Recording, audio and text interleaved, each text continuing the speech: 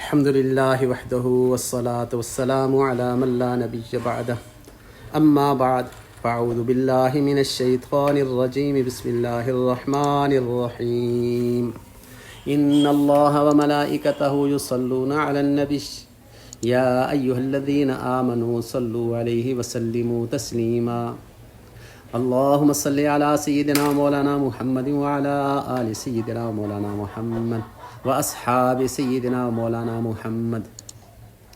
آج میں عرض کروں گا کہ بندہ کس طرح درود بھیجے۔ اللہ جل شانہ کے درود بھیجنے کا مطلب اور ہے اور بندے کے درود بھیجنے کا مطلب اور ہے۔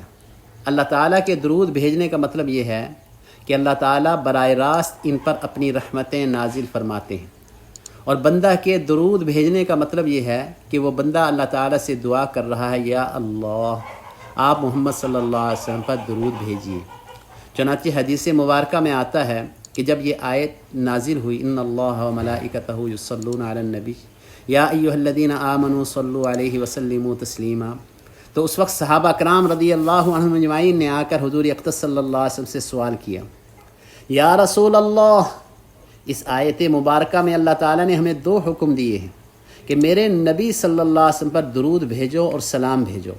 سلام بھیجنے کا طریقہ تو ہمیں معلوم ہے کہ جب ہم آپ کی خدمت میں حاضر ہوں تو السلام علیکم ورحمۃ اللہ وبرکاتہ کہیں۔ اسی طرح تشہد کے اندر بھی سلام کا طریقہ آپ نے بتایا کہ اس میں السلام علیک ایھا النبی ورحمۃ اللہ وبرکاتہ کہا کریں، لیکن ہم آپ پر درود شریف کس طرح بھیجیں، اس کا کیا طریقہ ہے؟ اس پر حضور اقدس صلی اللہ علیہ وسلم نے جواب دیا کہ مجھ پر درود بھیجنے کا طریقہ یہ ہے، اللہم صلی علی محمد وعلی آل محمد کما صلیت علی ابراہیم وعلی آل ابراہیم انک حمید مجید۔ اس کے معنی ہے، اے اللہ آپ محمد صلی اللہ علیہ وسلم پر درود بھیجیے۔ اس سے اس بات کی طرف اشارہ کر دیا کہ جب بندہ درود بھیجے تو یہ سمجھے کہ میری کیا حقیقت اور حیثیت ہے کہ میں حضور اقدس صلی اللہ علیہ وسلم پر درود بھیجوں۔ میں حضور اقدس صلی اللہ علیہ وسلم کے اوصاف و کمالات کا احاطہ کہاں کر سکتا ہوں، میں آپ کے احسانات کا بدلہ کیسے ادا کر سکتا ہوں۔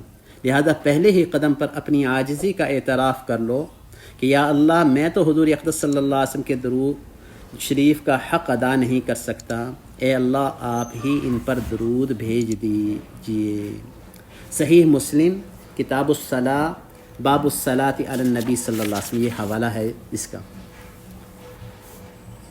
ایسے ہی دیکھیے وہ دعا جو اول اور آخر درود شریف ہو 100% قبول ہوگی۔ علماء کرام نے فرمایا کہ ساری کائنات میں کوئی ایسی دعا نہیں ہے جس کے 100% قبول ہونے کا یقین ہو۔ کوئی شخص یہ کہہ سکتا ہے میری یہ دعا 100% ضرور قبول ہوگی اور جیسا میں کہہ رہا ہوں ویسا ہی ہوگا، یہ نہیں ہو سکتا۔ لیکن درود شریف ایک ایسی دعا ہے جس کے 100% قبول ہونے کا یقین ہے، اس لیے دعا کرنے سے پہلے ہی اللہ تعالیٰ نے یہ اعلان فرما دیا، ان اللہ ملائکتہ یصلون علی النبی، ہم اور ہمارے فرشتے تو تمہاری دعا سے پہلے ہی نبی پاک صلی اللہ علیہ وسلم پر درود بھیج رہے ہیں۔ اس لیے اس دعا کی قبولیت میں ادنیٰ شبہ کی بھی گنجائش نہیں۔ دعا کرنے کے آداب، اسی لیے بزرگوں نے دعا کرنے کے یہ آداب سکھائے ہیں، لکھے ہیں علماء نے کہ جب تم اپنے کسی مقصد کے لیے دعا کرو تو اس دعا سے پہلے اور بعد میں درود شریف پڑھ لو، اس لیے کہ درود شریف کا قبول ہونا تو یقینی ہی ہے ہی، اور اللہ تعالیٰ کی شان کریمی سے یہ بعید نہیں کہ پہلی دعا کو قبول فرما لیں اور آخری دعا کو قبول فرما لیں اور درمیان کی دعا کو قبول نہ فرمائیں۔ لہذا جب درود شریف پڑھ کر پھر اپنے مقصد کے لیے دعا کرو گے تو انشاءاللہ اس دعا کو بھی ضرور قبول فرمائیں گے۔ اس لیے دعا کرنے کے یہ آداب سکھا دیے کہ پہلے اللہ تعالیٰ کی حمد و ثنا کرو، پھر نبی کریم صلی اللہ علیہ وسلم پر درود شریف بھیجو اور اس کے بعد اپنے مقاصد کے لیے دعا کرو۔ درود شریف پر اجر و ثواب بھی بڑا ہے۔ درود شریف پڑھنے پر اللہ تعالیٰ نے اجر و ثواب بھی رکھا ہے۔ فرمایا کہ جو شخص نبی کریم صلی اللہ علیہ وسلم پر ایک مرتبہ درود شریف بھیجے تو اللہ تعالیٰ اس پر 10 رحمتیں نازل فرماتے ہیں۔ ایک روایت میں ہے 10 گناہ معاف فرماتے ہیں اور 10 درجات بلند فرماتے ہیں۔ نسائی کتاب الصحف باب الفضل فی الصلاۃ، یہ نسائی شریف جو ہے حدیث کی کتاب۔ حضرت عبد الرحمن ابن عوف رضی اللہ عنہ فرماتے ہیں کہ ایک دن حضور اقدس صلی اللہ علیہ وسلم آبادی سے نکل کے ایک کھجور کے باغ میں پہنچے اور سجدے میں گر گئے۔ میں انتظار کے لیے بیٹھ گیا تاکہ جب آپ فارغ ہو جائیں تو پھر بات کروں، لیکن آپ کا سجدہ اتنا طویل تھا کہ مجھے بیٹھے بیٹھے اور انتظار کرتے کرتے بہت دیر ہو گئی، حتیٰ کہ میرے دل میں یہ خیال آنے لگا کہ کہیں آپ کی روح مبارک تو پرواز نہیں کر گئی، اور یہ سوچا کہ آپ کا ہاتھ ہلا کر دیکھوں۔ کافی دیر کے بعد جب سجدے سے اٹھے تو دیکھا کہ آپ کے چہرے پر بڑی بشاشت کے آثار ہیں۔ میں نے پوچھا، یا رسول اللہ صلی اللہ علیہ وسلم، آج میں نے ایسا منظر دیکھا، پہلے نہیں دیکھا تھا، وہ یہ کہ آپ نے آج اتنا طویل سجدہ فرمایا کہ اس سے پہلے اتنا طویل سجدہ نہیں فرمایا، اور میرے دل میں یہ خیال آنے لگا کہ کہیں آپ کی روح پرواز نہ کر گئی ہو، اس کی کیا وجہ ہے؟ حضور اقدس صلی اللہ علیہ وسلم نے جواب میں فرمایا کہ بات یہ ہے کہ حضرت جبرائیل علیہ السلام نے آ کر کہا کہ میں تمہیں بشارت سناتا ہوں کہ اللہ تعالیٰ نے فرمایا جو شخص بھی ایک بار آپ پر درود بھیجے گا میں اس پر 10 رحمتیں نازل کروں گا، اور جو شخص آپ پر سلام بھیجے گا میں اس پر سلام بھیجوں گا۔ اس خوشخبری اور انعام کے شکر میں نے یہ سجدہ کیا۔ سبحان اللہ۔ درود شریف نہ پڑھنے پر وعید بھی ہے۔ ایک مرتبہ حضور اقدس صلی اللہ علیہ وسلم مسجد نبوی میں خطبہ دینے کے لیے تشریف لائے۔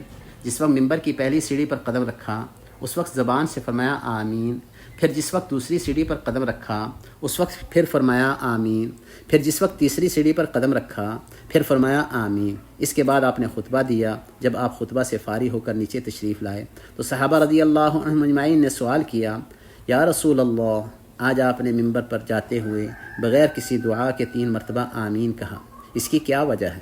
حضور اقدس صلی اللہ علیہ وسلم نے جواب دیا کہ بات دراصل یہ ہے کہ جس وقت میں ممبر پر جانے لگا اس وقت جبرائیل علیہ السلام میرے سامنے آ گئے، انہوں نے 3 دعائیں کی اور میں نے ان دعاؤں پر آمین کہا۔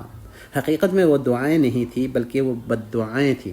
آپ تصور کریں، مسجد نبوی جیسا مقدس مقام، اور غالباً جمعہ کا دن ہے کیونکہ خطبہ جمعہ کا وقت ہے، جو قبولیت دعا کا وقت ہوتا ہے، اور دعا کرنے والے جبرائیل علیہ السلام اور آمین کہنے والے حضور اقدس صلی اللہ علیہ وسلم ہیں۔ کسی دعا کی قبولیت کی اس سے زیادہ کیا گارنٹی ہوگی جس میں اتنی چیزیں جمع ہو جائیں؟ پھر فرمایا کہ پہلی دعا حضرت جبرائیل علیہ السلام نے یہ کی کہ وہ شخص برباد ہو جائے جو اپنے والدین کو بڑھاپے کی حالت میں پائے اور پھر ان کی خدمت کر کے اپنے گناہوں کی مغفرت نہ کرا لے اور جنت حاصل نہ کر لے، اس لیے کہ بعض اوقات والدین اولاد کی ذرا سی بات اور خدمت پر خوش ہو کر دعائیں دے دیتے ہیں اور انسان کی مغفرت کا سامان ہو جاتا ہے۔ لہذا جس کے والدین بوڑھے ہوں اور وہ ان کی خدمت کر کے جنت کا پروانہ حاصل نہ کر سکے اور اپنے گناہوں کو معاف نہ کرا سکے تو ایسا شخص ہلاک و برباد ہونے کے لائق ہے۔ یہ بد دعا حضرت جبرائیل علیہ السلام نے کی اور حضور اقدس صلی اللہ علیہ وسلم نے اس پر آمین کہا۔ دوسری بد دعا یہ کہ وہ شخص ہلاک ہو جائے جس پر رمضان المبارک کا پورا مہینہ گزر جائے اس کے باوجود اپنے گناہوں کی مغفرت نہ کرا لے، کیونکہ رمضان المبارک میں اللہ تعالیٰ کی رحمت مغفرت کے بہانے ڈھونڈتی ہے۔ تیسری بد دعا یہ تھی کہ وہ شخص ہلاک و برباد ہو جائے جس کے سامنے میرا نام لیا جائے اور وہ مجھ پر درود نہ بھیجے۔ درود شریف نہ پڑھنے پر اتنی سخت وعید ہے، لہذا جب بھی حضور اقدس صلی اللہ علیہ وسلم کا نامی آئے تو آپ پر درود شریف پڑھنا چاہیے۔ التاریخ الکبیر للبخاری، یہ امام بخاری رحمۃ اللہ کی کتاب ہے تاریخ الکبیر، یہ روایت اس کے اندر ہے۔ اللہ جل شانہ ہمیں عمل کرنے کی توفیق عطا فرمائے اور درود شریف کا اہتمام نصیب فرمائے۔ وآخر الدعوانا الحمدللہ۔